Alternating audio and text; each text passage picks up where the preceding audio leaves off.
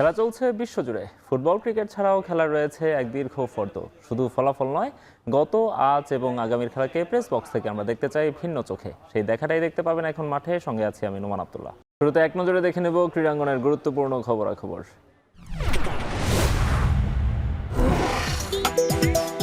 আইসিসির সঙ্গে বৈঠকে অংশ নিতে পাকিস্তানের লাহোরে বিসিবি সভাপতি আমিনুল ইসলাম বুলবুল। ক্রিকেট বিশ্বের চলমান অস্থিরতা নিয়ে আলোচনা করতে মুখোমুখি হচ্ছে দুই পক্ষ। যে কোনো মূল্যে ভারত পাকিস্তান ম্যাচ আয়োজন করতে চায় আইসিসি। ম্যাচটি না হলে $3 বিলিয়ন চুক্তি বাতিল করতে পারে জিও স্টার।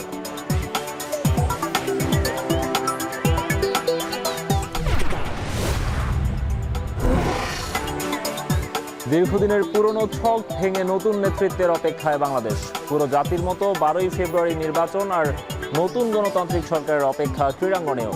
কেউ চান নতুন শুরু, কেউ চান অতীতের বিচার। দলীয়করণ না করে ফেডারেশনগুলোকে পূর্ণ সমর্থন দেবে সরকার, প্রত্যাশা সবার।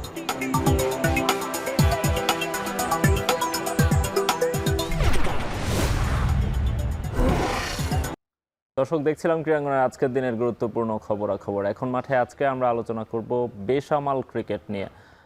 বিশ্বকাপ চলছে, সেই বিশ্বকাপের চেয়েও বেশি আলোচনায় ভারত পাকিস্তান ম্যাচ কিংবা বাংলাদেশের সেখানে থাকা না থাকা, এই সব কিছু নিয়ে আমরা আলোচনা করব। আমাদের সহকর্মী জুবায়ের আহমেদ আছেন আমাদের সঙ্গে। জুবায়ের, আপনাকে স্বাগত জানাচ্ছি। Thank you. জুবায়ের, যেটি বলছিলাম যে বিশ্বকাপ শুরু হয়ে গেছে, কিন্তু বিশ্বকাপে আমি জানি না বাংলাদেশের মানুষের, অন্তত আমরা আমাদের দিক থেকে যদি দেখি, খুব বেশি আগ্রহ আছে বলে মনে হয় না বাংলাদেশ সেখানে নেই। তবে বাংলাদেশের সেখানে না থাকার কারণে কিন্তু একটা বিশাল একটা প্রভাব পড়েছে পুরো বিশ্বকাপে। তার পাশাপাশি বাংলাদেশকে সমর্থন দিয়ে পাকিস্তান ভারতের বিপক্ষে ম্যাচটি বয়কট করতে চায়। সেই ম্যাচটি বয়কট করতে গেলে পুরো আইসিসিতে একটা বড় একটা ধাক্কা লাগে। আইসিসি এরই মধ্যে বেশ নড়ে চড়ে বসেছে, আমরা দেখেছি পাকিস্তানের সেই সিদ্ধান্তের পর। আজকে সকালেই আমরা জেনেছি যে বিসিবি সভাপতিও গিয়েছেন পাকিস্তানে। ত্রিপক্ষীয় একটা আলোচনা হতে পারে সেখানে আইসিসির সঙ্গে। পিসিবি সভাপতি এবং বিসিবি সভাপতিও সেটি নিয়ে আলাপ করতে পারেন। কি ধরনের আলাপ হতে পারে, এখন পর্যন্ত কি আপডেট আছে আপনার কাছে? বাটারফ্লাই ইফেক্ট যেটাকে বলছে, বাংলাদেশ বাদ পড়া, পাকিস্তান বয়কট করা, আইসিসি নড়েচড়ে বসা। বাটারফ্লাই ইফেক্টের এই লাস্ট আউটকামটা বেশ বড়ই হয় সাধারণত। আইসিসি ক্ষেত্রে এটা হতে পারে যদি পাকিস্তান নিজেদের অবস্থান অটুট থাকে, তাহলে পুরো আইসিসির কাঠামোতে একটা চেঞ্জ আমরা হয়তো আগামী এক সপ্তাহের মধ্যে দেখতে পাবো। এখন পর্যন্ত আমরা পাকিস্তানের গণমাধ্যম সূত্রে যতটুকু আপডেট পাচ্ছি সেটা অনুযায়ী আইসিসি এবং পাকিস্তানের মধ্যে একটা বড় ধরনের নেগোসিয়েশন চলছে। আইসিসি যে কোনো মূল্যে পাকিস্তানকে খেলতে যাচ্ছে, কারণ শুধুমাত্র আমরা যেমনটা এর আগেও জানতে পেরেছি যে ভারত পাকিস্তান ম্যাচটা থেকে শুধুমাত্র আইসিসি এই বিশ্বকাপের মোট আয় 36% আয় করতে পারে। সুতরাং আইসিসির জন্য এটা খুবই ইম্পর্টেন্ট যে ভারত পাকিস্তান ম্যাচটা কলম্বোতে 15 তারিখ হবে। যদি সেটা এখন পর্যন্ত যে অবস্থা, পাকিস্তান খেলতে যাচ্ছে না, এই অবস্থায় পাকিস্তানকে মানানোর জন্য আইসিসি বেশ কিছু প্রপোজাল নিয়ে আসছে। এখন পর্যন্ত যতটুকু আমরা ভারত এবং পাকিস্তানের গণমাধ্যমে কিছুটা বিশ্বস্ত সূত্র, কিছুটা অসমর্থ সূত্র, সবগুলোকে যদি সামারাইজ করা যায়, পাকিস্তানকে বেশ লোভনীয় কিছু প্রস্তাব দেওয়া হচ্ছে। যার মধ্যে প্রথমটাই হচ্ছে পাকিস্তানের যে ICC revenue sharing model, Pakistan বর্তমানে 4th বা 5ম স্থানে আছে, সেখান থেকে 5% বা সামথিং পাওয়া যায়, সেটাকে পাকিস্তানকে সেটা ইনক্রিজ করা হবে। 5.25% যে জিনিসটা হয় সেটাকে ইংল্যান্ড বা অস্ট্রেলিয়ার সমকক্ষ বা ওই পর্যায়ে নিয়ে যাওয়া হতে পারে। এটা হচ্ছে আইসিসির প্রথম প্রস্তাবনা। সেকেন্ড যে প্রস্তাবনাটা আমরা যতটুকু এখন পর্যন্ত জানতে পারছি সেটা হচ্ছে পাকিস্তানে কিন্তু ভারত খেলতে যাচ্ছে না এবং অনেকগুলো বছর ধরে, এবং কোনো আইসিসি ইভেন্টেও না। সম্ভবত আইসিসির পক্ষ থেকে একটি আইসিসি ইভেন্টের জন্য আয়োজন, হাইব্রিড মডেল ছাড় একটা আইসিসি ইভেন্ট, পুরো টুর্নামেন্ট আয়োজন করবে পাকিস্তান, যেখানে ভারতও খেলতে যাবে, এই ধরনের একটা শর্ত দেওয়া হতে পারে। এবং এর বিপরীতে ভারতকে খুশি করার জন্য পাকিস্তান একটা সংক্ষিপ্ত সফর ভারতে যেতে পারে, এই ধরনেরও গুঞ্জন আছে। যার অর্থ হচ্ছে শুধুমাত্র এই ম্যাচটা বয়কটের ভিত্তিতে আমরা হয়তোবা 2012 সালের পর প্রথমবার ভারত পাকিস্তানের একটা দ্বিপাক্ষিক সিরিজ দেখতে পারি, অথবা 2005-6 সালের পরে প্রথমবার ইন্ডিয়া পাকিস্তানে গিয়ে খেলবে, এমন একটা সিচুয়েশন আমরা দেখতে পারি। আর তৃতীয় যে জিনিসটা হতে পারে যে পাকিস্তানকে হয়তোবা যদি পাকিস্তান এই দুটোর কোনোটাতেই রাজি না হয়, সেক্ষেত্রে পাকিস্তানকে একটা বড় ধরনের আর্থিক জরিমানা করা হতে পারে। এখন প্রশ্ন আসতে পারে, তাহলে আমিনুল ইসলাম বুলবুল কেন লাহোরে চলে গেলেন? এখানে সবচেয়ে বড় যে জিনিসটা আসছে সেটা হচ্ছে পাকিস্তান এই মুহূর্তে কোনো সিদ্ধান্তই বাংলাদেশকে ছাড়া নিতে রাজি না। পাকিস্তান শুরু থেকে যেমনটা পাকিস্তানের প্রধানমন্ত্রী সেই বছরের যেমনটা বলেছিলেন যে বাংলাদেশকে যে অন্যায়ভাবে আইসিসি বাদ দিল বিশ্বকাপ থেকে, তারই প্রেক্ষিতে মূলত পাকিস্তান এই স্ট্যান্ডটা নিয়েছে। এবং আলটিমেটলি পাকিস্তানকে যেই ধরনের প্রপোজালে দেওয়া হোক, পাকিস্তান সেটাতে বিসিবি বা আমিনুল ইসলাম বুলবুল বা বাংলাদেশ ক্রিকেটের সমর্থন ছাড়া পাকিস্তান এই প্রস্তাবে হ্যাঁ না বলতে রাজি না। এবং এর সঙ্গে আরেকটা জিনিস ক্রিকেটীয় কূটনীতিতে বাংলাদেশের জন্য লাভ হতে পারে, আইসিসি বাংলাদেশকে কিভাবে ক্ষতিপূরণ দিবে বা আইসিসি বাংলাদেশকে আসলেই ক্ষতিপূরণ দিতে ইচ্ছুক কিনা এই বিষয়ে একটা আলোচনা হতে পারে, যেখান থেকেও ফাইনাল ডিসিশনটা আসবে যে সুতরাং বাংলাদেশ কি পাচ্ছে সেটা পাকিস্তান এনশিওর করতে চায়, এবং সেখান থেকে মূলত ডিসিশন আসবে যে পাকিস্তান 15 তারিখে ম্যাচ খেলবে কিনা। সুতরাং সবকিছু যদি সামারাইজ করি, আইসিসি পাকিস্তানকে একটি ক্ষতিপূরণ দিতে আগ্রহী বা একটি প্রপোজাল দিতে আগ্রহী। সেই প্রপোজালে পাকিস্তান অ্যাগ্রি করবে কিনা সেটার জন্য তারা বিসিবির কাছ থেকে একটা গ্রিন সিগন্যাল চায়, যেটা বন্ধুপ্রতিম ক্রিকেটীয় পর্যায়ে আমরা বলতে পারি। এবং আইসিসি বিসিবিকে কোনো শাস্তিমূলক ব্যবস্থা দিচ্ছে না, কিংবা বিসিবিকে আইসিসি একটি ক্ষতিপূরণ দিচ্ছে, যেটা বিশ্বকাপে না খেলার কারণে বাংলাদেশ ক্রিকেট যে ক্ষতিগ্রস্ত হবে সেটার একটা ক্ষতিপূরণ দিচ্ছে। সব মিলিয়ে যদি আইসিসিকে এক টেবিলে আনার যে প্রসেসটা, সেটাই হয়তো আমরা লাহোরের আজকের বৈঠক থেকে পেতে পারি। তার মানে আমরা বলতে পারি যে এই যে আইসিসি এবং পিসিবির মধ্যে যে বৈঠকটা হচ্ছে সেখানে বাংলাদেশ মূলত অনেকটা মিডলম্যান টাইপের, অনেকটাই মিডলম্যান টাইপ। এবং এখানে একটা গুরুত্বপূর্ণ পয়েন্ট আপনি যেটি বললেন যে বাংলাদেশের যেখানে বিশ্বকাপে না খেলার কারণে আমরা অনেক হুমকি ধামকি শুনছিলাম যে বাংলাদেশকে এই করা হবে, ক্ষতিপূরণ দিতে হবে, বাংলাদেশের এফটিপি থেকে বাংলাদেশের অনেকগুলো সিরিজ সরে যেতে পারে, বড় দেশগুলোতে না যাওয়া যেতে পারে, বাংলাদেশের পার্টিসিপেশন মানির থেকে শুরু করে অনেকগুলো আর্থিক ক্ষতির কথা বলা হচ্ছিল। ইনফ্যাক্ট এমনও বলা হচ্ছিল বাংলাদেশ 300-350 কোটি টাকা ক্ষতির মুখে পড়তে হবে। সেখান থেকে এখন আমরা যেই পর্যায়ে দেখছি যে উল্টো আইসিসি বাংলাদেশকে একটা ক্ষতিপূরণ দিতে বাধ্য হতে পারে, কিংবা একটা সিরিজ, একটা সেটা ভারতের বিপক্ষে সিরিজ হোক, পাকিস্তানের বিপক্ষে সিরিজ হোক, কিংবা এফটিপিতে হোক, যে কোনো ভাবে বাংলাদেশকেও পাশে পেতে চাইছে আইসিসি। এক্ষেত্রে সবচেয়ে বড় নেগোসিয়েশনটা করেছিলেন সিঙ্গাপুর ক্রিকেট বোর্ডের যিনি প্রধান ইমরান খাজা। তিনি এর আগেও ভারত পাকিস্তান ক্রিকেটীয় দ্বৈরথে উনি সবসময় মিডলম্যানের ভূমিকা থাকতেন। তবে সেই জায়গাটা এখন এবারে আমিনুল ইসলাম বুলবুলকেও যুক্ত করা হচ্ছে, যেহেতু বাংলাদেশ থেকে কেন্দ্র করে সবগুলো সমস্যার সূত্রপাত। সুতরাং বলতে পারে এখানটায় সিঙ্গাপুর ক্রিকেটের যিনি ইমরান খাজা তার একটা ভূমিকা আছে, আমিনুল ইসলাম বুলবুল, মহসিন নাকভি, ইন্ডিয়া থেকে হয়তো বা যে দেবজিৎ সাইকিয়া বা এই জাতীয় থাকবে, আইসিসি থেকে সঞ্জয় গুপ্তার মতো থাকতে পারেন, এবং জয়শাহ নিজে ইনভলভ থাকবেন কিনা সেটা নিয়ে এখনো পর্যন্ত ক্লিয়ার কোনো বার্তা পাওয়া যাচ্ছে না। হ্যাঁ, জয়শাহ হয়তো সেখানে থাকবেন না, পাকিস্তানে আমরা আইসিসির প্রতিনিধি কেউ থাকতে পারেন বলেই আমরা জেনেছি। এখানে একটা ব্যাপার হচ্ছে জুবাইর, আমরা শুরু থেকেই বলে আসছিলাম যে বাংলাদেশকে আসলে বাদ দেওয়ার মতো সাহস আইসিসির করা উচিত না, এই কারণ আইসিসি খুবই দুর্বল একটা সংস্থা, প্রথমত সংগঠন, দ্বিতীয়ত হচ্ছে ক্রিকেট খেলুড়ে দেশ খুব কম, সেখানে বাংলাদেশ অনেক বড় স্টেক হোল্ডার, এবং সেখানে আপনি বাংলাদেশের পারফরমেন্সের কথা বাদ দিতে পারেন, কিন্তু বাংলাদেশ থেকে তো একটা বড় মার্কেট আছে ক্রিকেটের। এবং এই যে বিশ্বকাপ যে যদি বাংলাদেশের মানুষ সত্যিকার অর্থে টিভি থেকেও মুখ ফিরিয়ে নেয় কোনো একটা কারণে, যেটা আমরা অলরেডি দেখছি, গতকালকে এখন মাঠের শোতে এসে জাতীয় দলের নির্বাচক হাসিবুল ইসলাম শান্তও বলেছিলেন যে তিনি ক্রিকেটটা দেখতে আগ্রহ বোধ করছেন না। এটাই যদি হয়, ক্রিকেট বোর্ডের অনেকের সঙ্গে আমাদের কথা হয়েছে, আপনি দেখেন সাধারণ মানুষ বাদ দেন, ক্রিকেট বোর্ডে যারা আছে তারা তো ক্রিকেটটা ফলো করবেন, তারাই খেলাটা দেখার আগ্রহ পাচ্ছেন। এবং শুধুমাত্র এখানটা না, এটা পুরো বিশ্বকাপের মধ্যে আপনি চিন্তা করে দেখেন যে বিশ্বকাপের উদ্বোধনী ম্যাচ, সেখানে গেট উন্মুক্ত করে দেওয়া হচ্ছে, মানুষজন যেন আসে, তারপরে 3000 মানুষ আসছে, তারপরে 3000 মানুষ আসছে না। ইডেন গার্ডেন্সের মতো একটা বিশাল এবং বলা চলে ক্রিকেটের অন্যতম আইকনিক স্টেডিয়াম, আমরা অনেক আইকনিক ম্যাচ হতে দেখেছি ইডেন গার্ডেন্সে, সেই ইডেন গার্ডেন্সের গ্যালারি খা করছে।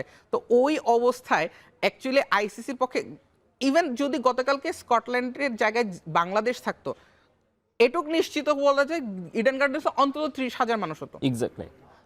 আমরা সেখানে দেখেছি 2023 সালে যখন বাংলাদেশ নেদারল্যান্ডসের বিপক্ষে খেলেছে, খুবই লো প্রোফাইল একটা ম্যাচ আসলে। নেদারল্যান্ডস বাংলাদেশের ম্যাচ কিন্তু এত হাই প্রোফাইল ম্যাচ না, আপনি যদি অন্য দেশের ভেন্যুতে চিন্তা করেন। সেখানেও আমরা 30,000 প্লাস দর্শক দেখেছি, আমি নিজে সেখানে মাঠে ছিলাম, আমি দেখেছি প্রচুর মানুষ। এবং আপনার বাংলাদেশ থেকে তো অনেক মানুষ যায়, কলকাতার মানুষরাও বাংলাদেশের খেলা দেখতে পছন্দ করে, সেখান থেকে এবার 3000 মানুষ হচ্ছে না, 2800-2900 মানুষ হয়েছে আমরা দেখেছি।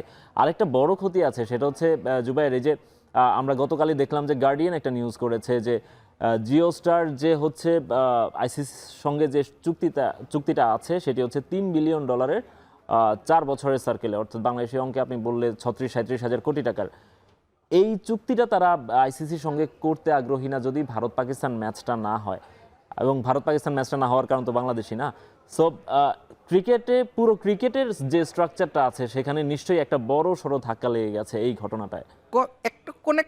মানে হঠাৎ করে ব্যাপারটা এমন হয়ে গেছে, পুরো ক্রিকেট বিশ্বের কেন্দ্রে এখন বাংলাদেশ এবং পাকিস্তান।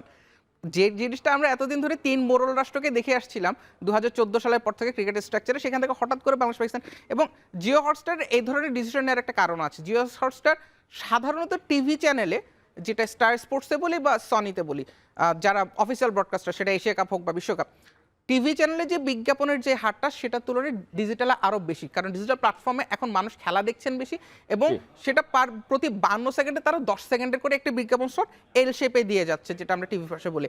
সো এই বিজ্ঞাপনগুলো দেখে একটু জিও হটস্টার অ্যাকচুয়ালি আয়টা অনেক বেশি, সেটা টিভি চ্যানেলের ক্ষেত্রে। সুতরাং জিওর একটা বড় ধরনের, এবং শুধুমাত্র জিও যে শুধুমাত্র বিশ্বকাপ কেন্দ্র করে চিন্তা করছে তা কিন্তু না, তাদের আন্ডার-19 ওয়ার্ল্ড কাপের আছে, নারীদের আছে, এশিয়া কাপের একাধিক ম্যাচ আছে। সুতরাং আইসিসি যদি এই জায়গাটায় কোনো স্টেপ নিতে ব্যর্থ হয়, আলটিমেটলি এসিসির পক্ষেও সেই স্টেপটা নেওয়া সম্ভব না, বিকজ এসিসির প্রেসিডেন্টের পদে already PCB chairman Mohsin Naqvi বসে আছেন।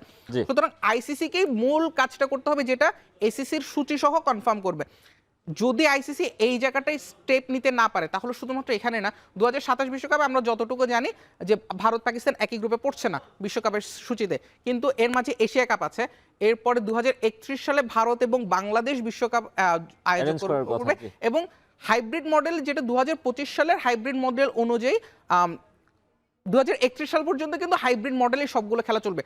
তার মাঝেও যদি ইন্ডিয়া পাকিস্তান ম্যাচগুলো না হয়, সেক্ষেত্রে যে বড় ধরনের ক্ষতিটা হবে, জিও হটস্টার কিন্তু এত বড় লোকসানটা, জিও হটস্টারের যে চুক্তিটা সেখানে মনে হয় একটা কন্ডিশনই আছে এরকম যে আপনার ভারত পাকিস্তান প্রতি বছরে অন্তত একটা ম্যাচ খেলবে, এবং এশিয়া কাপের যে সূচিটা যেভাবে দেখা যায় যে তারা একই গ্রুপে থাকছে, তারপর সুপার 4 এর মতো একটা সিস্টেম এশিয়া কাপ ইমপ্লে করে, এটারও মূল রিজন হচ্ছে ভারত পাকিস্তানের অন্তত 2টো ম্যাচ রাখতে হবে।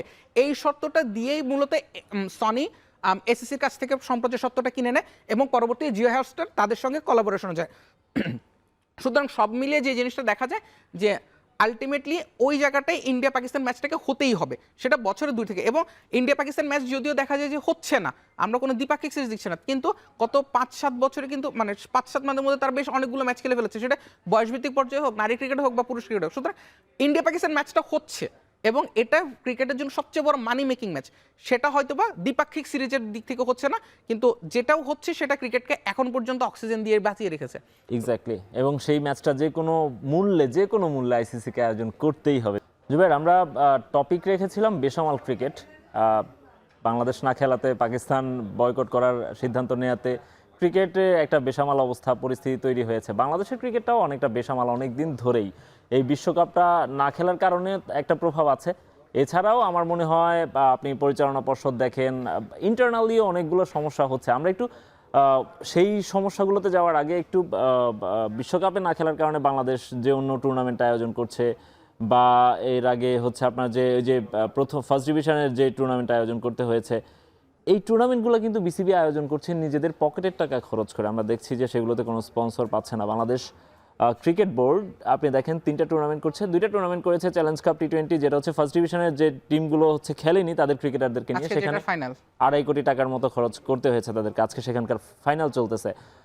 অদম্য টি20 কাপ একটি করেছে বাংলাদেশ বিশ্বকাপের পরিবর্তে ক্রিকেটারদেরকে করার জন্য, বা সান্ত্বনা টুর্নামেন্টের মতো, সেখানে 5 থেকে 6 কোটি টাকা বিসিবিকে খরচ করতে হচ্ছে। চট্টগ্রাম রয়্যালসের ব্যয়ভার পুরোটাই তাদেরকে নিতে হয়েছে এবং সেখানে প্রায় 11.5 কোটি টাকা তাদেরকে খরচ করতে হয়েছে। এই সবগুলো টাকা কিন্তু বিসিবির সঞ্চয় ভেঙে খরচ করতে হচ্ছে, অর্থাৎ যে এফটিআরটা নিয়ে অনেক গর্ব করে বিসিবি, সেখান থেকে ভেঙে হচ্ছে টাকাটা খরচ করতে হচ্ছে। কোনো ধরনের স্পন্সরও পাওয়া যাচ্ছে না, এটা একটা বিষয়। কোনো ধরনের স্পন্সর পাওয়া যাচ্ছে না, একটা বিষয় হচ্ছে যে অনেকটা মিসম্যানেজমেন্টের কারণেও আপনার এই ক্ষতিটা নিতে হচ্ছে বিসিবিকে। বিসিবির বর্তমান যে সিচুয়েশনটা চলছে, আমরা যদি দেখি বিসিবিতে স্পন্সরশিপের যে জায়গাটা থাকে, সেটা কিন্তু বিসিবি অনেকটা হারিয়ে ফেলেছে।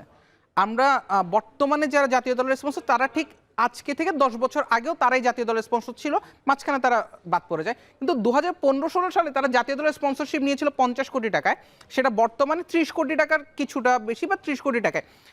10 বছর আগে যেই ব্র্যান্ড বা যেই বাংলাদেশ ক্রিকেটকে যদি আমি একটা ব্র্যান্ড চিন্তা করি, সেই 10 বছর আগে যাদের ব্র্যান্ড ভ্যালু ছিল 50 কোটি টাকা, তারা 10 বছর পরে নিজেদের ব্র্যান্ড ভ্যালু বিক্রি করছে 30 কোটি টাকায়। এটা সম্ভবত বলে দেয় যে বাংলাদেশ ক্রিকেট অ্যাকচুয়ালি যতটা বলছে যে মুখে যে আমরা ক্রিকেট এগিয়ে যাচ্ছি, ততটাই হয়তো বা না।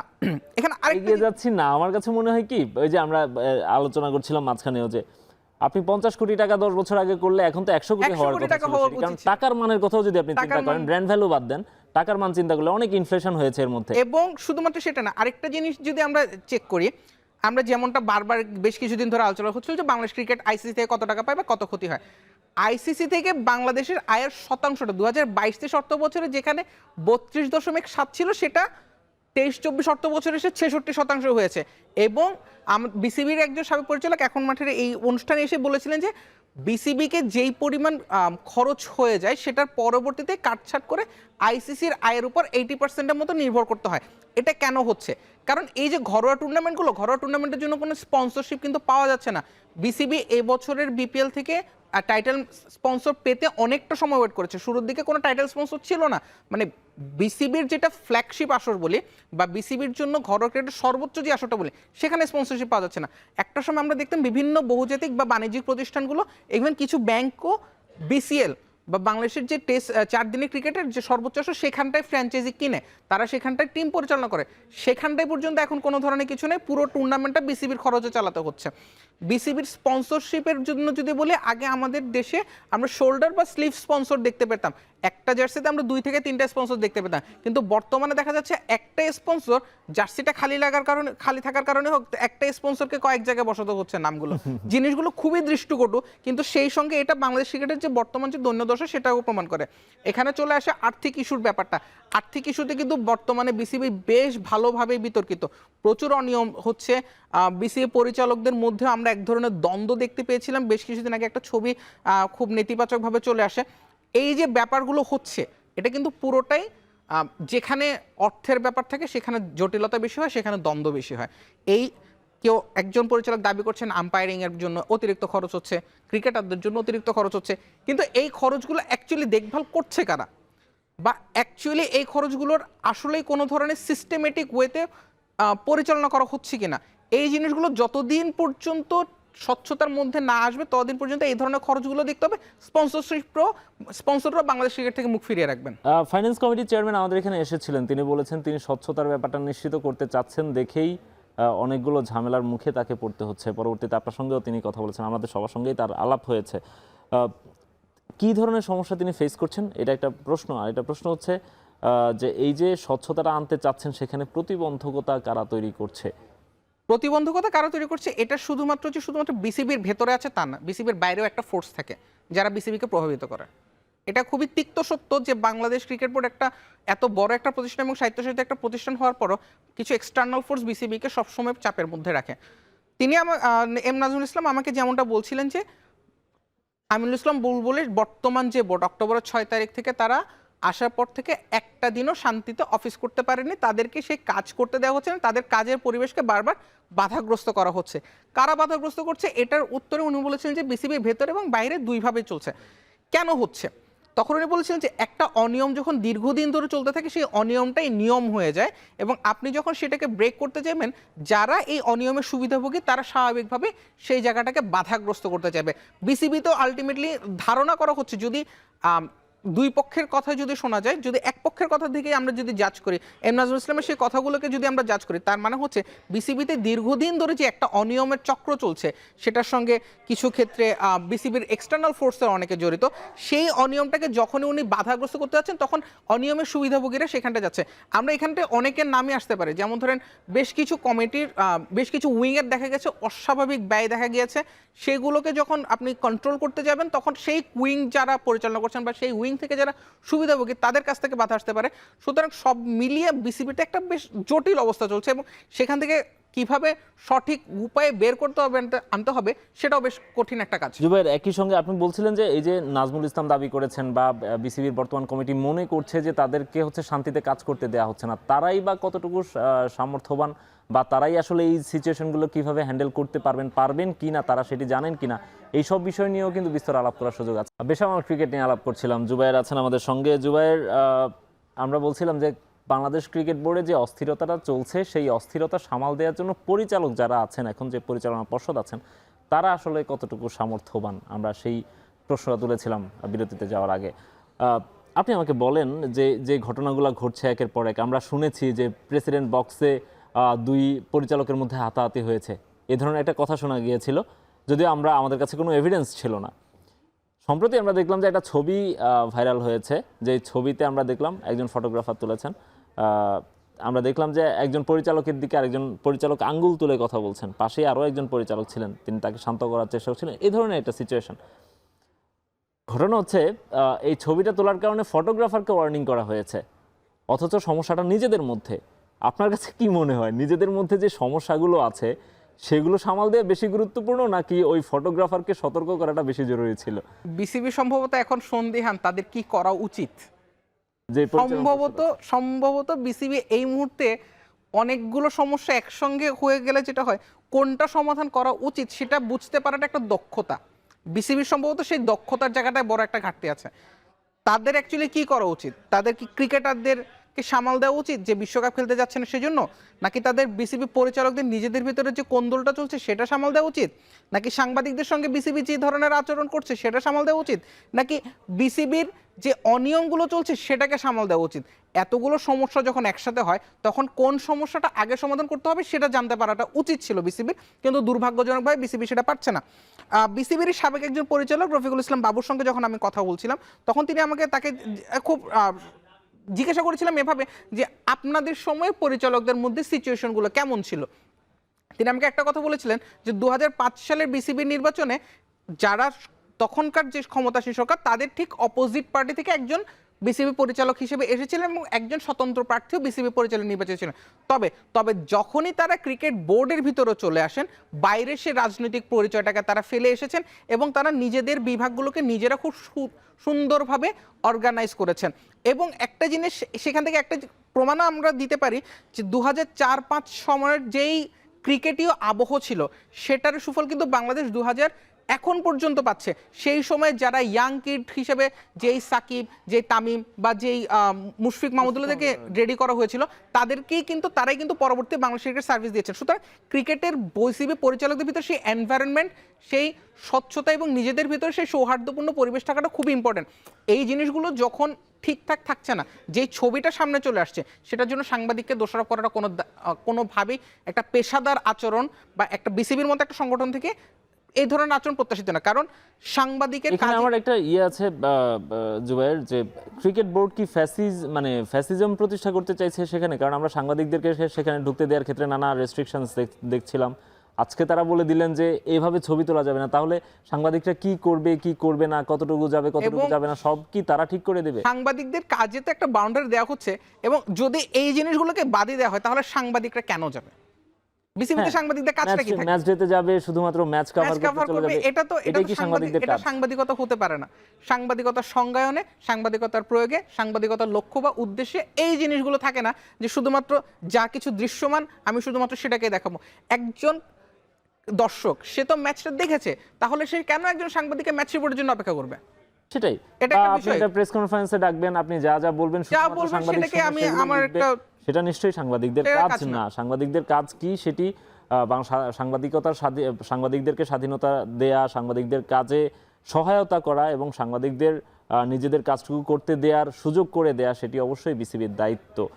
আমরা ওই যেটা বলছিলাম যে ক্রিকেট বোর্ড কি তাদের যে পরিচালনা পর্ষদে যে অস্থিরতাটা চলছে সেটি কি তারা আসলে ফাইন্ড আউট করতে পেরেছেন, বা তারা কি সেই সমাধানের দিকে চেষ্টা চালাচ্ছেন, না শুধুমাত্র এই যে সাংবাদিকদেরকে রেস্ট্রিকশনস, আমরা কিছু একটা লিখলে সেটার প্রতিবাদ জানানো বা ওয়ার্নিং করা, এসবের মধ্যেই তারা সীমাবদ্ধ, নাকি তারা আসলে সমাধানটা করতে পারবেন? আসলে সমাধানটা করার জন্য সদিচ্ছার, এরই মধ্যে আমরা কিন্তু একজন পরিচালককে পদত্যাগ করতে দেখেছি, কয়েকজনের গুঞ্জন আমরা শুনেছি, যদি এখন পর্যন্ত দেখিনি, তবে ধারণা করা হচ্ছে যে 12ই ফেব্রুয়ারি পরে সেখানেও একটা পরিবর্তন হবে। সদিচ্ছাটা খুব দরকার। সদিচ্ছাটা কজনের আছে সেটা জানাটা খুব ইম্পর্টেন্ট। কয়েকজন পরিচালকের মধ্যেই দেখা গিয়েছে যে তারা নিজেদের বিরুদ্ধে ওঠা অভিযোগগুলোকে ডিফেন্ড করছেন, আবার কেউ কেউ বলছেন যে তারা এই সিস্টেমের মধ্যে চেঞ্জ আনতে চান। যারা চেঞ্জ আনতে চান তাদেরকে সাধুবাদ জানাতেই হচ্ছে অবশ্যই, যে তারা চেঞ্জ আনতে পারছে, কিন্তু যেমনটা এম নাজরুল ইসলাম বলছিলেন যে কাজ করতে দেওয়া হচ্ছে না বিসিবিকে। সুতরাং ওই জিনিসটাতে একটা জিনিস যে বিসিবির সদিচ্ছা থাকলেও তারা করতে পারছে কিনা, বিসিবিকে স্বাধীনভাবে পরিচালিত হতে দেওয়াটাও সম্ভবত খুব বেশি দরকার। আর বিসিবির এই মুহূর্তে জিনিসটা হচ্ছে নিজেদের ব্যর্থতা ঢাকার জন্য একটা ধরনের খুব বেশি ব্যস্ত থাকতে হচ্ছে, সেটা সাংবাদিকদের চোখ থেকে হোক, সাধারণ মানুষের চোখ থেকে হোক। এই ব্যর্থতা ঢাকার মিশনটা থেকে বের হয়ে সম্ভবত বিসিবির উচিত নিজেরা যা সিদ্ধান্ত নিয়েছে। একটা জিনিস আমি দেখেছি জুবাইর, যে বিশ্বকাপে বাংলাদেশ খেলতে পারেনি, বাংলাদেশকে বাদ দেওয়া হয়েছে, এটাকে বিসিবিও তাদের ব্যর্থতা মনে করেছে। আমি জানি না এটা কেন, মানে এরপর দিন থেকেই তারা আসলে সাংবাদিকদের সঙ্গে ঝামেলা শুরু করেছে। এটি কেন হলো আমি জানি না, কারণ বিশ্বকাপ থেকে বাংলাদেশকে বাদ দেওয়া হয়েছে, সেখানে বাংলাদেশের উপর একটা অবিচার করা হয়েছে। বিসিবির তো এখানে বিসিবি অ্যাটলিস্ট এটুকু বলতে পারে যে আমরা আমাদের হয়তো কূটনৈতিক ব্যর্থতা ছিল, বাট বিসিবি এর জন্য দায়ী, বিষয়টা তো এমন না। বিসিবি দায়ী না, এবং সম্ভবত এটা সঠিক সিদ্ধান্ত ছিল, যেটা সবসময়ের জন্য বলা হচ্ছে একজন ক্রিকেটারের নিরাপত্তা দিতে না পারলে বাংলাদেশ থেকে যাওয়া প্রায় 1000 বা আমি সাংবাদিক দর্শক সব মিলে যদি 1000 মানুষ দেয় তাহলে 1000 মানুষ দেয়, এবং আইসিসি তো আমাদের আইসিসি বা ভারত আমাদের দর্শকদের সেভাবে নিরাপত্তা দিবে না বা দিতে বাধ্যও না। সুতরাং বিসিবির ওই জায়গাটা নিজেদের জায়গাটা নিজেকে স্ট্রং রাখা উচিত ছিল, সেটা করতে পারেনি বলে যখন তারা নিজেদের ভেতরে যখন অবিশ্বাস জন্ম নেয় তখন আলটিমেটলি সবগুলোই অবিশ্বাস আসতে থাকে, সেখানে অনেক ধাক্কা থাকতে পারে। সুতরাং বিসিবির উচিত ছিল নিজেদেরকে খুব স্ট্রং রাখা, এবং যা হওয়ার হয়েছে সামনের দিনগুলোতে বিসিবি যেন গুড ফাংশনিং একটা অর্গানাইজেশন হতে পারে সেই দিকটা নজর দেওয়া উচিত। প্রত্যেকটা দলই একটা ধাক্কা খায়। 2007 সালে ভারত বাংলাদেশের কাছে হেরে ধাক্কা খেয়েছিল, ভারত বিশ্বকাপ চ্যাম্পিয়ন হয়েছে পরবর্তীতে। 2015 সালে ইংল্যান্ড বাংলাদেশের কাছে হেরে ধাক্কা খেয়েছিল, ইংল্যান্ড পরবর্তী বিশ্বকাপ চ্যাম্পিয়ন হয়েছে। বাংলাদেশ ক্রিকেট একটা ধাক্কা খাচ্ছে, বাংলাদেশ ক্রিকেটের উচিত আগামী 10 বছর পরে তারা যেন বিশ্ব চ্যাম্পিয়ন হতে পারে সেই ধরনের ভিশনের দিকে এগিয়ে যাওয়া। বিসিবির এখন উচিত সে লং টার্ম ভিশনের দিকে কাজ করা। কিছু কাজে আমরা দেখছি গ্রাউন্ডস কমিটি বা অন্যান্য দিক থেকে কিছু কাজ হচ্ছে, কিন্তু আলটিমেটলি বাংলাদেশ যেন এই ধাক্কাটা থেকে বাদবাকি বিশ্বের মতো শিক্ষা নিতে পারে, বিশ্ব চ্যাম্পিয়ন হতে পারে, সেই জায়গাটা যাওয়া উচিত। বিসিবি কতটা সেটা করতে পারে সেটা প্রশ্ন থেকে যাবে। এবং আপনি যেটি বলছেন যে শিক্ষা নিয়ে শুধুমাত্র দল হিসেবে না, অ্যাজ এ বোর্ডও বাংলাদেশের নিজেদেরকে তুলে ধরার সুযোগ আছে। বাংলাদেশ অনেক বড় ধনী বোর্ড আমরা জানি, এখন সেটিকে হচ্ছে বিশ্বের কাছে রিপ্রেজেন্ট করার দল হিসেবেও যেন বাংলাদেশ শক্তিশালী দল হয়ে উঠতে পারে, সেইভাবে তৈরি করার জন্য নিশ্চয়ই বাংলাদেশ ক্রিকেট বোর্ড ভাববে। আপনাকে অসংখ্য ধন্যবাদ আমাদেরকে সময় দেওয়ার জন্য। শেষ করছি এখন মাঠের আজকের আয়োজন। এখন টেলিভিশন ওয়েবসাইটে দেখুন www.ekhon.tv, এছাড়া ফেসবুকে দেখুন facebook.com/tv.ekhon, ইউটিউবে এখন টেলিভিশন দেখুন youtube.com/c/ekhon tv।